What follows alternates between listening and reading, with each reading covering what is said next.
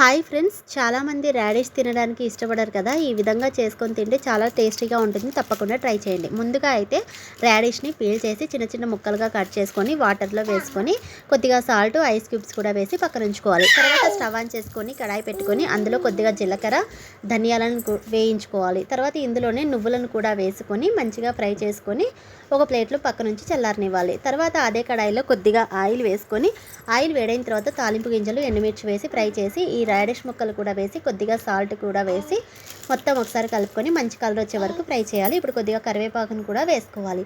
తర్వాత మిక్సీ గిన్నెలో మనం ఫ్రై చేసి పెట్టుకున్న జీలకర్ర, ధనియాలు, అదేవిధంగా వెల్లుల్లి, కారము, ఉప్పు, ఎండు కొబ్బరి పొడి వేసి ఈ నువ్వుల పొడి పక్కన ఉంచుకోవాలి.